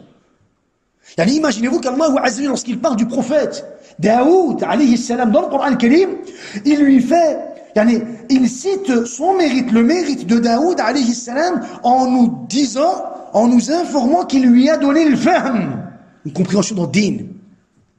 C'est pour cela que dans l'invocation que certains savants faisaient, Allahumma fahimni kama fahamta Sulaiman, alors Daoud, Sulaiman ou alors Daoud, alayhi as-salatu was-salam.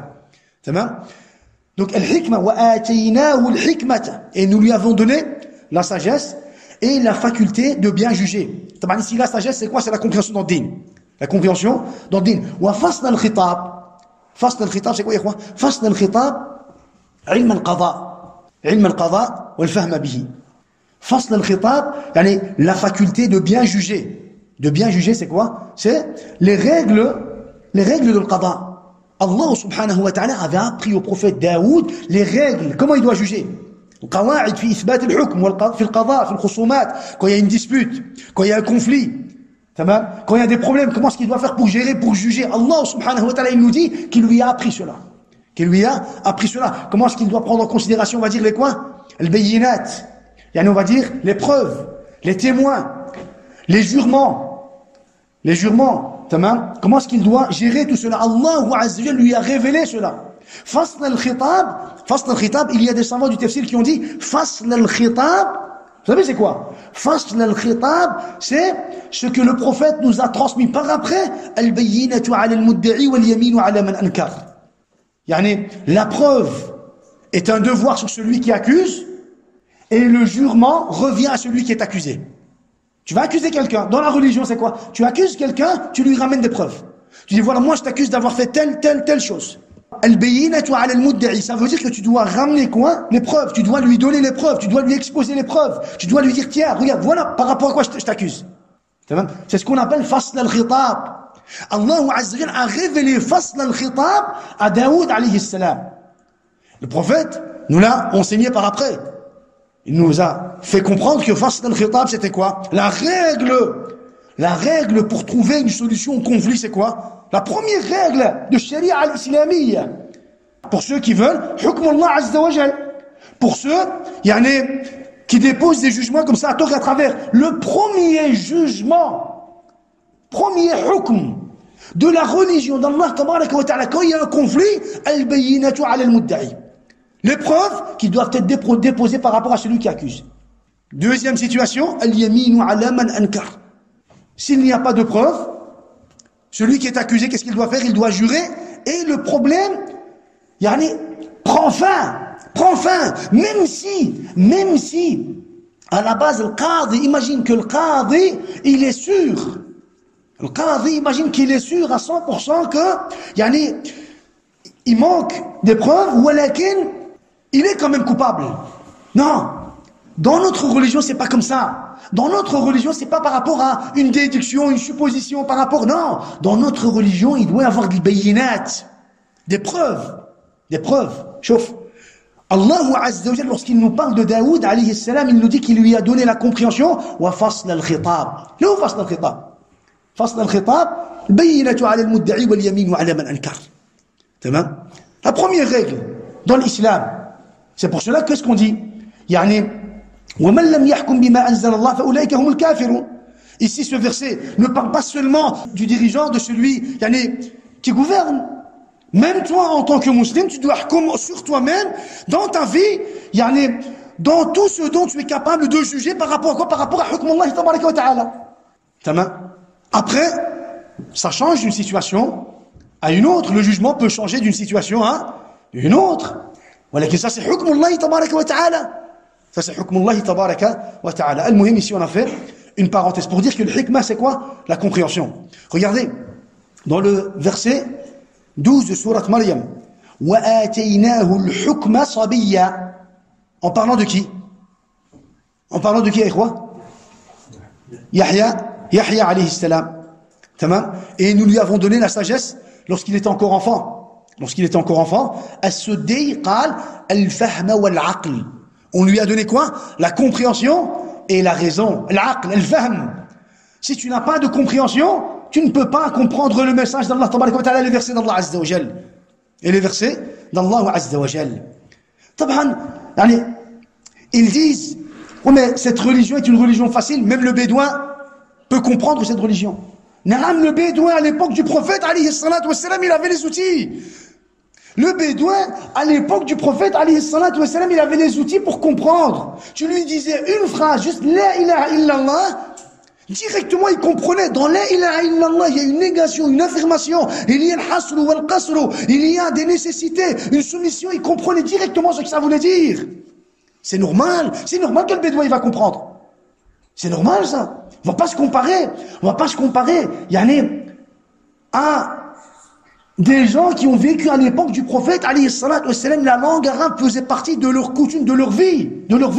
Aujourd'hui, tu ramènes un bédouin qui a vécu à cette époque-là, tu lui dis, al-mubtada marfou', il va dire, qu'est-ce qu'il raconte lui? Marfou' wa alamatu raf'ihi ad-dhamma adh-dhahira fawqa akhirih. Il va dire, mais qu'est-ce que tu racontes? Il sait pas ce que ça veut dire, ça mubtada khabar. Le bédouin, il sait pas ce que ça veut dire, yani jumla ismiya, jumla fi'liya, shibh jumla, il sait pas tout cela. Le bédouin, lui, ça fait partie de son langage, ça fait partie de sa vie, ça. C'est liqa indahu. C'est normal qu'il va comprendre, lui. C'est normal que nous, on va avoir besoin de quoi? De lire et de relire et de réviser et d'apprendre et de passer du temps juste pour déjà avoir les outils de la compréhension. Je te parle pas de la compréhension. On a qu'on est encore à zéro, la compréhension. Là, on est encore à zéro, la compréhension. Allez, en dessous, on a encore les outils de la compréhension.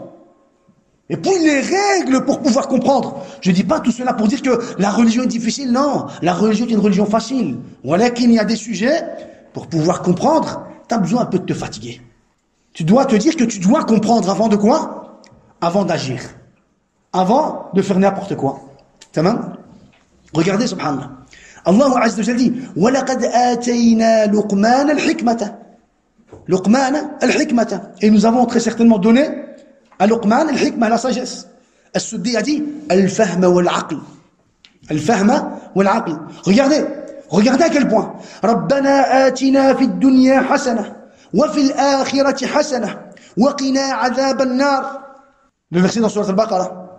Al-Hasan dit al-hasanatu fid dunya al-fahmu fi kitabillahi wal-ilm.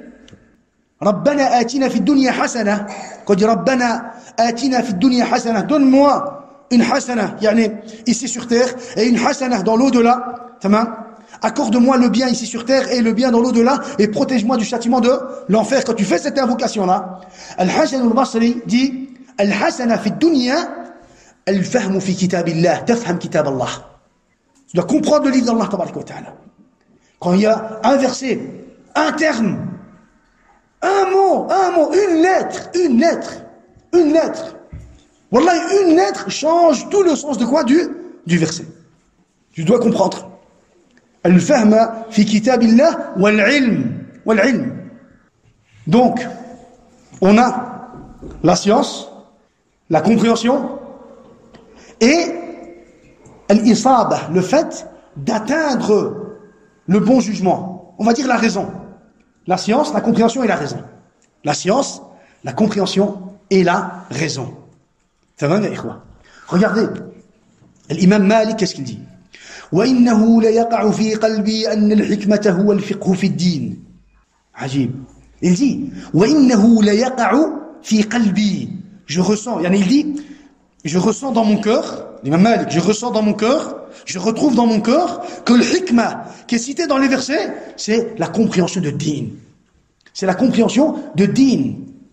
وَأَمْرٌ يُدْخِلُهُ اللَّهُ تَبَارَكَ وَتَعَالَى فِي الْقُلُوبِ مِنْ رَحْمَتِهِ وَفَضْلِهِ.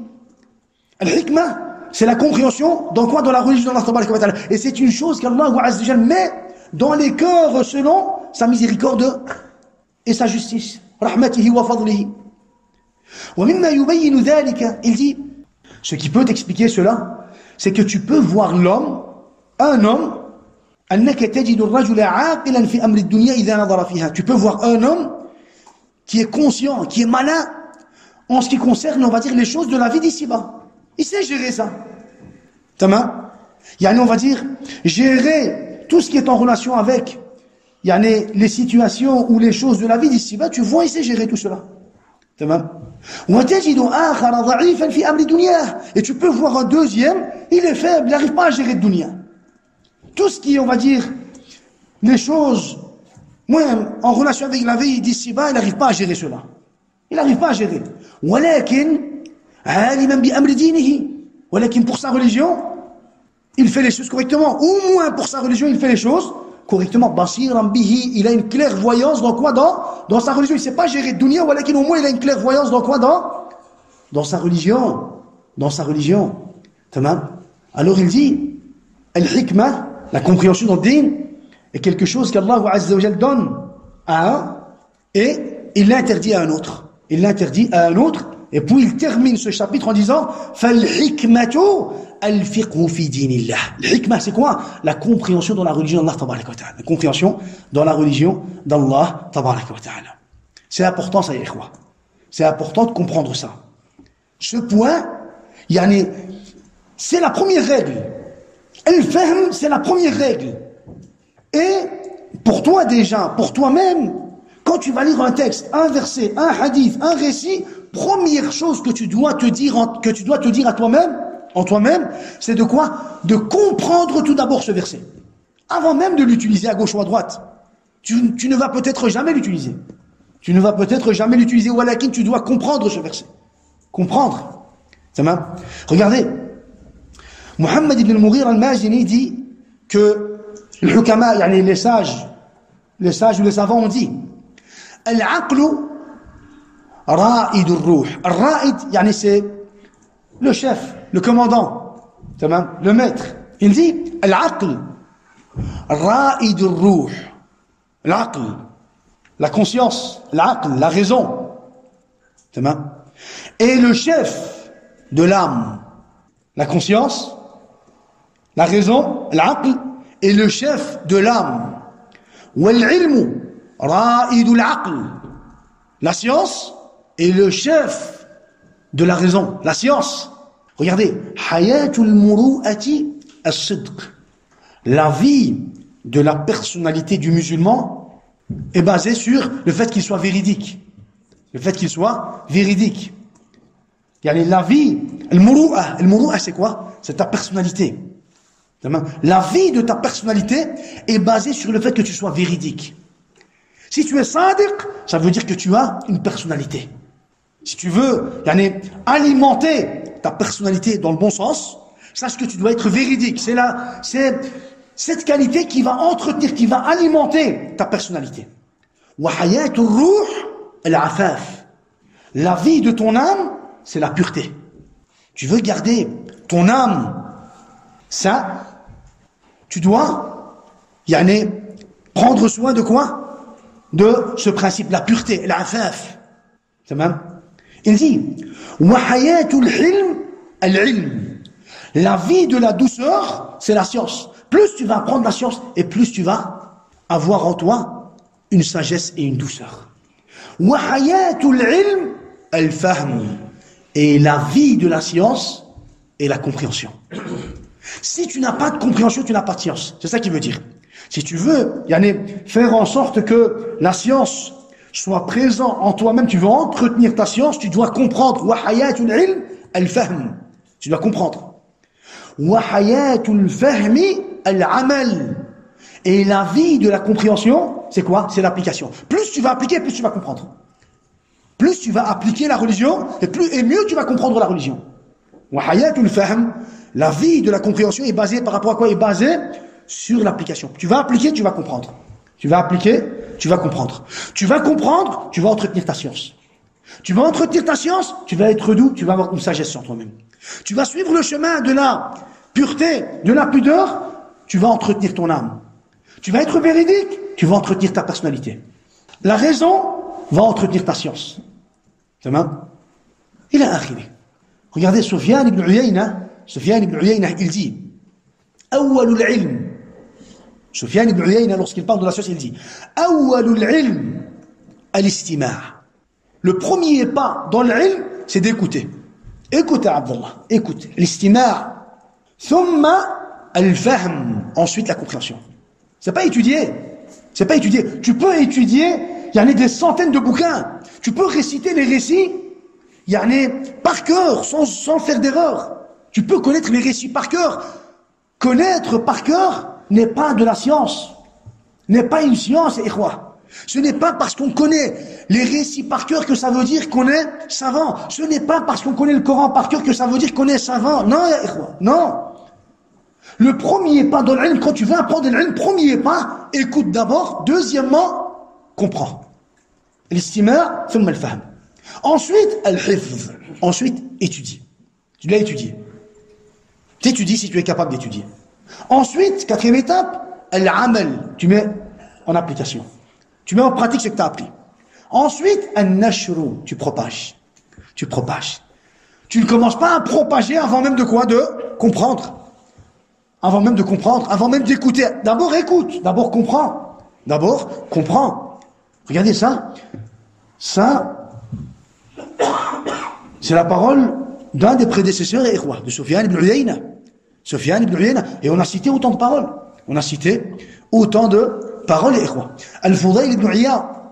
Al-Fudayl ibn Iyad dit Al-ilmu ilmani. Il y a deux sciences.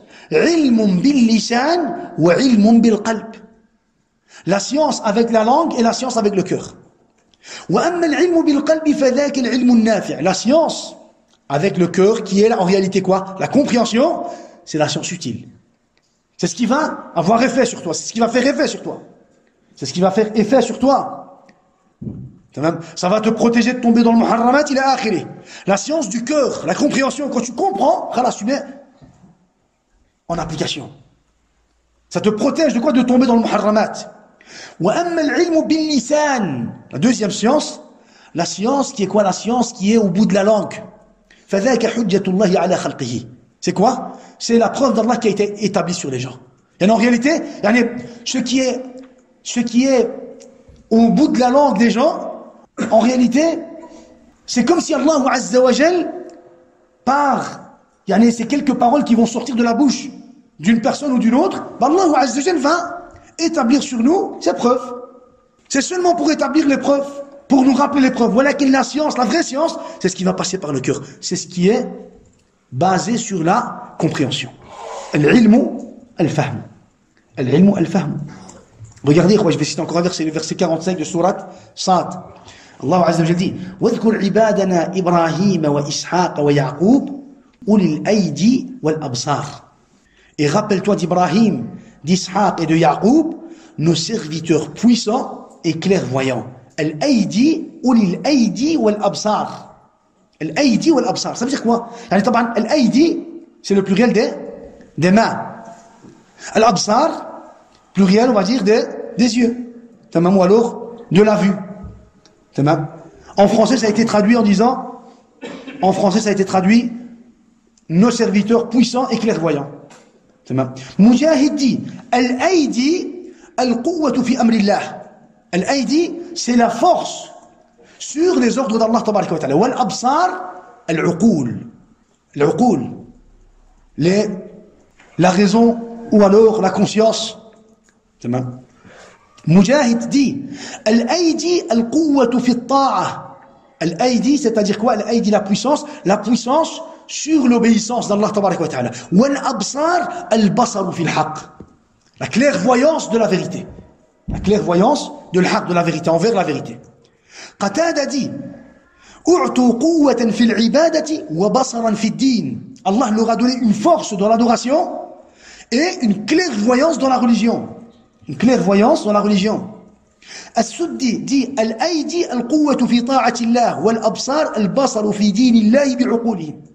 Al-Aïdi est une puissance dans la religion d'Allah en ce qui concerne les adorations et l'obéissance. Et Al-Absar, la clairvoyance, le fait de comprendre la religion. Le fait de comprendre la religion avec quoi? Avec raison. Avec raison. Allah subhanahu wa ta'ala nous cite ses prophètes et il nous fait savoir que ces prophètes ont ces qualités. Pourquoi? Pour qu'on puisse comprendre qu'en réalité, subhanallah, c'est des choses importantes qu'Allah leur a données. Pourquoi? Parce que c'est nécessaire pour comprendre la religion. C'est nécessaire pour comprendre la religion et la mettre en application. Et la mettre en application. Donc, la compréhension est un des piliers de quoi? De la science. La compréhension a des piliers. Parmi les piliers de la compréhension, par exemple, comme on l'a dit, la langue arabe. La langue arabe, قيل للحسن البصري, ils ont dit à الحسن البصري أرأيت الرجل يتعلم اللغة العربية ليقيم بها لسانه ويقيم بها منطقه. Vois-tu l'homme qui apprend la langue arabe ليقيم بها لسانه. Il apprend la langue arabe pour avoir justement, on va dire, un langage correct. ويقيم بها منطقه. Il apprend la langue arabe pour avoir, on va dire, un bon langage et une bonne compréhension, il a akhiri. En réalité, il l'apprend pourquoi? Et pourquoi est-ce qu'il apprend la langue arabe? Il apprend la langue arabe pour quelque chose qui est en relation avec son langage, pas forcément pour être digne. Alors, Al-Hasan al-Basri il dit, نعم فليتعلمها فإن الرجل يقرأ بالآية فيعيا بوجهها فيهلك. Il dit bien sûr qu'il apprenne la langue arabe. Pourquoi? Il dit parce que l'homme récite un verset dans le Coran al-Karim, فيعيا. Ça veut dire quoi ya'ya? Ça veut dire qu'il lit le verset, mais il lit le verset, il lit le verset, il n'arrive pas à comprendre le verset. Il a difficile à comprendre le verset, il a difficile à situer le verset, à décortiquer ou alors à analyser le verset, à comprendre les termes du verset, il n'arrive pas. Il a difficile. Alors qu'est-ce qui lui arrive? Et il se trouve en perdition. Alors il dit bien sûr, même s'il apprend la langue arabe pour corriger son langage et pour avoir, on va dire, une élégance dans son langage, c'est pas grave, mais qu'il apprenne au moins quand il va réciter un verset dans le Coran al-Karim, il va comprendre de quoi il parle, il va pas tomber dans le dalal. Il va pouvoir faire au moins la différence entre bab, fa'ala et tafa'ala. Ça va? Parce que bab, fa'ala, dans la langue arabe, on a des chapitres, on a des catégories de verbes. Et chaque catégorie a un sens bien précis. Tu peux pas utiliser toi une couleur, tu peux pas toi utiliser une couleur par rapport à une catégorie, par rapport à la catégorie que tu veux. Non. La catégorie des couleurs, c'est une catégorie par exemple de verbes bien précis. If'alla, ihmarra, iswadda, ibyadda. Ça c'est la catégorie des couleurs. On a la catégorie infa'ala. افتعل استفعل فعل فاعل تفاعل فعل. Toutes ces catégories de verbes, pour chaque catégorie, tu as un sens bien précis. Alors il dit bien sûr qu'il apprenne la langue arabe, au moins quand il va lire le Coran al-Karim, il ne va pas se retrouver dans le dalal et le mubin. Pourquoi? Parce qu'il va se retrouver avec un verset, il ne va pas comprendre. Le bédouin, il comprend. C'est normal qu'il va comprendre le bédouin. Le bédouin, il va comprendre parce qu'il sait bien qu'à la base, il connaît tout cela, ça fait partie de son langage.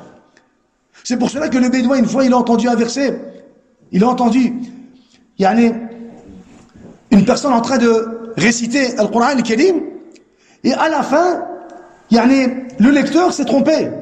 Il a dit, Inna Allah ghafurur rahim, ghafurur rahim. Et à la base, le verset parlait de quoi? Parlait d'une sanction. Le bédouin, il ne savait même pas ce verset, il a été trouvé le lecteur, il lui a dit là, tu t'es trompé. C'est pas possible, pendant tout le verset, Allah subhanahu wa ta'ala, il part d'une sanction, et il termine le verset avec Inna Allah ghafur rahim, ça doit être autre chose. Il a regardé, effectivement, c'était pas ghafur rahim, c'était autre chose. Azizun hakim, par exemple. Tamam. Bédouin comprend. Bédouin, il a ça en lui-même, ikhwa. Tamam. C'est pour cela que, Al-Hasan al-Basri, il dit, أهلكتهم العجمة يتأولون القرآن على غير تأويله. العجمة c'est le fait d'être étranger à la langue arabe. L'ujma, ajami, on dit ajami, pourquoi? Parce qu'il est étranger à la langue arabe. Tamam? On dit ajami, pourquoi? Parce qu'il est étranger à la langue arabe.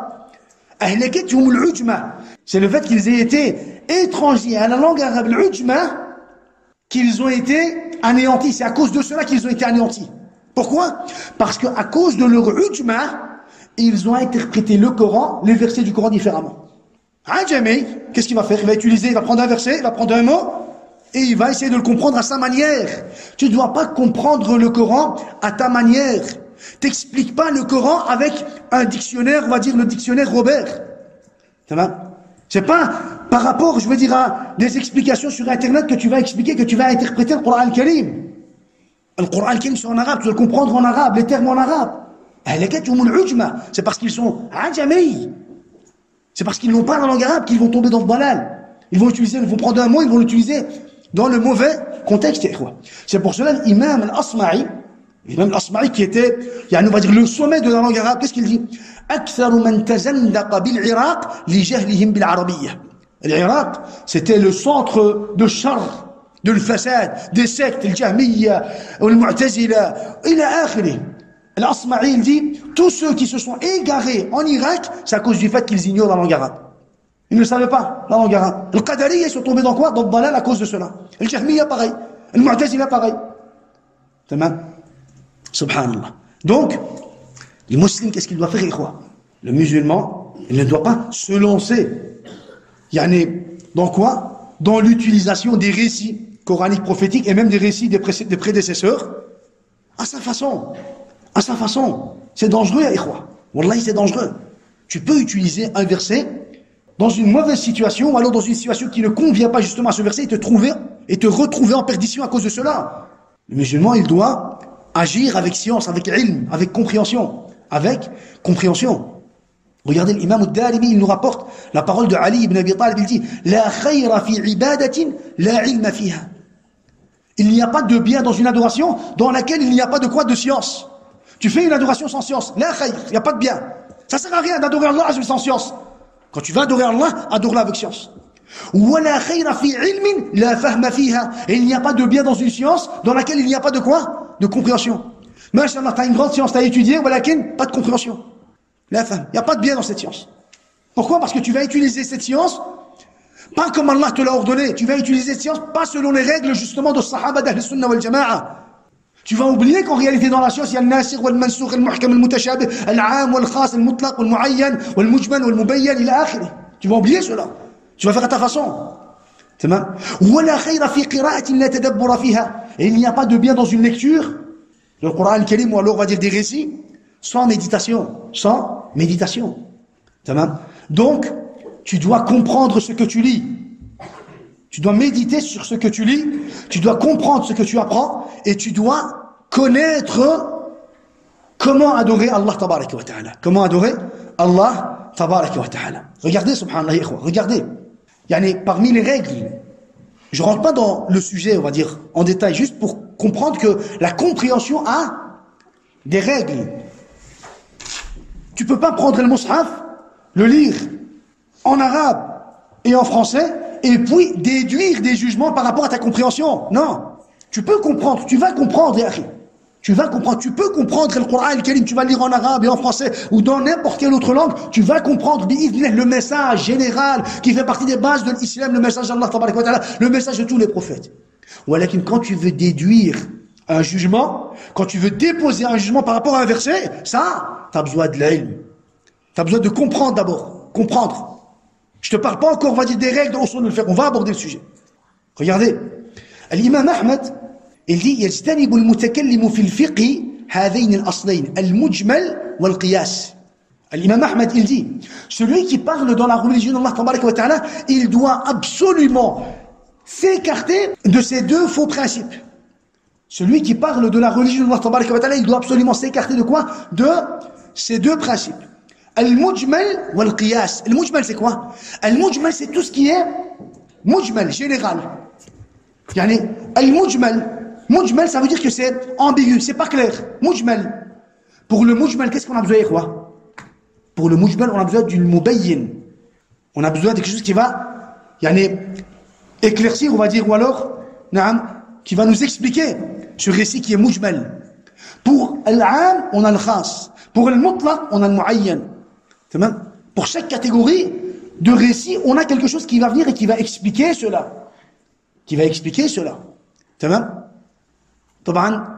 Petite parenthèse. comme ils disent que la science de usul al-fiqh est une science qui est batila à la base, on va aborder, Inch'Allah, ce sujet par après. Ici, comme j'ai dit, je n'aborde pas les sujets de usul al-fiqh. Ici, c'est pour comprendre que même la compréhension nécessite quoi? Nécessite des outils. Et l'imam Ahmed, imam Ahl-Sunnah, il dit quoi? Le musulman qui parle de la religion d'Allah Tabaraka wa Ta'ala, il doit s'écarter de le mujmal. Mujmal, c'est quelque chose de vague, quelque chose de général, quelque chose d'ambigu. Wal qiyas, et les analogies. Tu dois t'écarter de ça. Ça, c'est pas l'ilm, ça. Les déductions, les suppositions, tu dois t'écarter de tout ça. Donc, qiyas, c'est aussi les suppositions, les déductions, les raccourcis. Tu dois t'écarter de tout ça. L'imam Ahmed. Ça sert à rien de dire qu'il faut lire les livres d'Imam Ahmed si à part après c'est pour contredire l'imam Ahmed dans quoi? Dans les bases de la compréhension de la religion. Les bases de la compréhension de la religion. Regardez encore un exemple. Dans As-Sunnah, l'Abi Bakr ibn al-Khallal, il dit Akhbarana Abu Bakr al-Marrouzi. Il dit Abu Bakr al-Marrouzi nous a dit قال قلت لأبي عبد الله, j'ai dit à Abi Abdillah, qui est Abi Abdillah? L'imam Ahmed ibn Hanbal. Il dit رجل يقول إن الله جبر العباد. Yani, Abu Bakr al-Marrouzi, il pose la question à l'imam Ahmed, il lui dit, ya imam, un homme dit, Inna Allah jabar al-ibad. Ça veut dire quoi, jabar al-ibad? Jabar al-ibad, ça veut dire que, أي, أن اختيار العبد وفعله لا يخرج عن خلق الله تبارك وتعالى وقدره. Ça veut dire que, yani, la volonté, regarde, la volonté de l'homme, dans tous les cas, est soumise à quoi?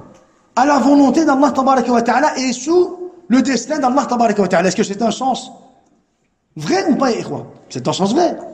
Ta volonté, notre volonté, est sous la volonté d'Allah Tabaraka wa Ta'ala. Toi, tu veux faire, mais tant qu'Allah ne veut pas, tu ne pourras pas faire ce que tu veux faire. Donc c'est un sens vrai. Voilà, regardez. L'imam Ahmed, il lui dit, Hakadha la taqul. Ne dis pas comme ça.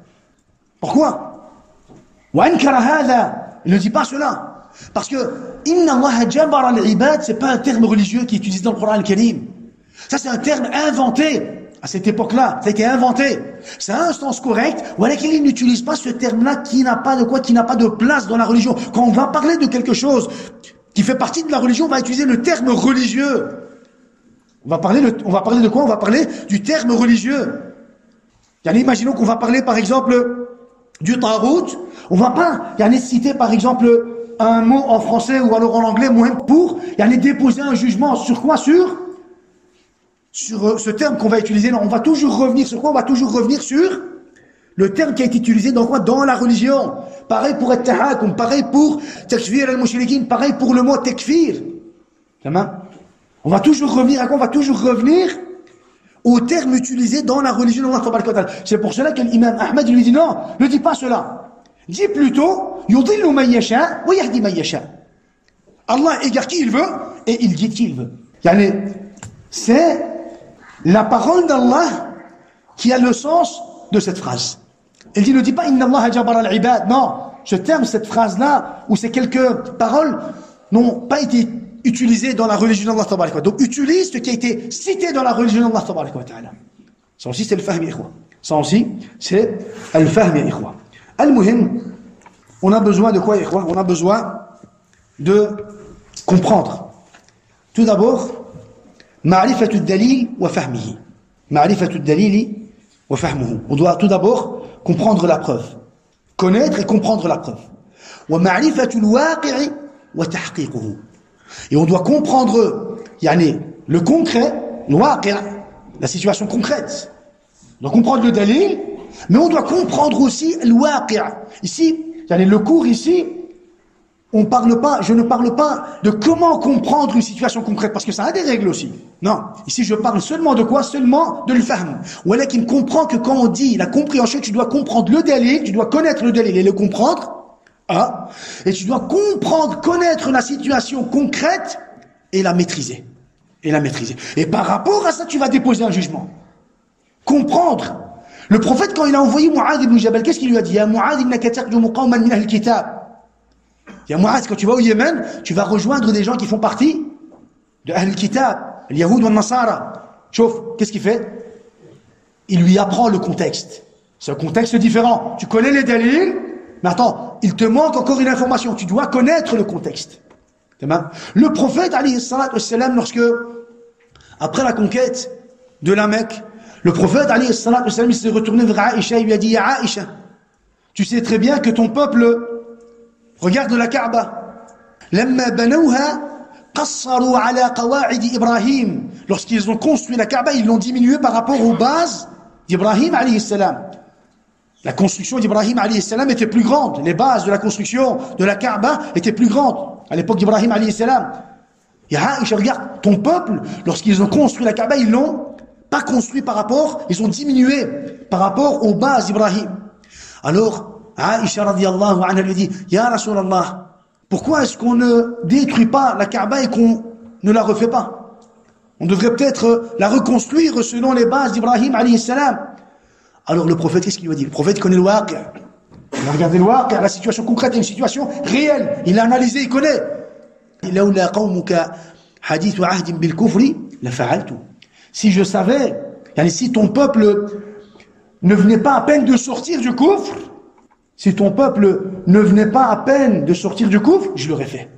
Voilà une situation concrète. Le prophète, il sait bien qu'il ne veut pas agir de cette façon-là. Il sait bien qu'il ne veut pas agir de cette façon-là. Donc, tu dois connaître le dalil, mais aussi connaître la situation concrète, le concret, les faits réels, avec tous ces composants, pas avec, je veux dire, il y a une application, non, tu dois connaître le fait réel avec tous ces composants. C'est ce qu'on appelle l'amarat, wal-qara'in, wal-alamat, et tout ce qui va avec, pour pouvoir déposer un jugement correct. C'est pour cela que, parmi les ulama, celui qui a le plus de riwayat sur un même sujet, c'est qui, Ikhwa? L'imam Ahmed. L'imam Ahmed. L'imam Ahmed, sur un sujet, il a 3-4 riwayat. Tu peux pas. Tu peux par rapport à telle condition. Tu peux pas par rapport à telle condition. Comment ça se fait?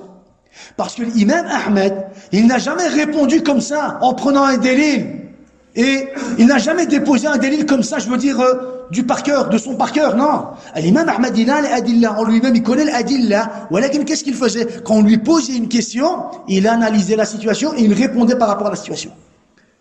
Et des fois, il lui est arrivé plusieurs fois où on lui a posé la même question, et il a répondu différemment. L'imam Ahmed. Et c'est pour ça qu'on dit, lahu fi hadhihi al-mas'ala riwayatan. Il a 2 riwayats sur la même mas'ala. Tu dis, comment ça se fait? Il se contredit. Parce que ceux qui l'ont critiqué, qu'est-ce qu'ils ont dit? Mais l'imam Ahmed, comment ça se fait que sur le même sujet, il a 2-3 riwayats? Cela voudrait dire qu'en réalité, il donne une réponse, après il oublie, et puis il revient, il donne une deuxième réponse. Parce qu'il ne se rappelle pas de sa première réponse. Non, ça n'a rien à voir. L'imam Ahmed, il répond par rapport à la situation. Il dit, toi, yajous, toi, là, yajous. Par rapport au dalil qu'il a. Par rapport au dalil et par rapport au concret, ikhwa. Par rapport au concret, ikhwa. Tamam. Donc, Malish, ça a été un peu long, mais on devait terminer le chapitre, on va dire, à ce niveau-ci. Donc, on a compris que, en résumé, notre religion est basée sur le kitab wa sunnah wa fahm al-sahaba. Wa fahm al-sahaba ou alors fahm al-salaf al-salih. Walakin, la première règle, justement, pour pouvoir comprendre, pour pouvoir utiliser ces preuves, pour pouvoir utiliser et même pour pouvoir se former une croyance à soi-même, parce que nous on va avoir une croyance qui est basée sur le kitab wa sunnah, pas une croyance qui est basée sur fulan et illan, non. Qu'est-ce qu'on doit faire? On doit comprendre, on doit savoir qu'on doit comprendre le dalil, et aussi comprendre, on va dire, si on parle d'une situation concrète, on doit comprendre aussi la situation concrète. Inch'Allah, au prochain cours, peut-être demain, on va aborder 2-3 points par rapport justement à une mauvaise compréhension de la religion. Le premier point, comme ça vous avez une idée, le sujet de la jama'a. Le deuxième point, des récits qui nous sont rapportés ou qu'on a entendu plusieurs fois, les récits d'Ibn Sirin. Ibn Sirin, lorsqu'il y a un muqtadi qui est venu lui parler, qu'est-ce qu'il a fait? Il a bouché ses oreilles. Le sujet de usul al-fiqh et les savants et les salaf al-salih, parce qu'ils avaient une relation avec cela. Al-salaf al-salih, est-ce qu'ils ont parlé de tous les sujets? Parce que c'est un argument qu'on nous cite aujourd'hui. On nous dit attention, al-salaf al-salih, ils ont parlé de tout. Est-ce que c'est les salaf al-salih qui ont parlé de tout? Ou alors, c'est le Coran qui a parlé de tout. Et les salaf al-salih, ils ont utilisé les règles du Coran pour leur situation. On va expliquer ça aussi. Ça va? Et on va aussi expliquer 4 méthodologies d'Ahlul Bid'a. Dans quoi? Dans la compréhension de la religion. 4 méthodologies fausses. 4 règles fausses. Dans quoi? Dans la compréhension ou l'explication de la religion. Inch'Allah. Et on va faire une série de cours de cette façon, Inch'Allah. Bi'idhnillah.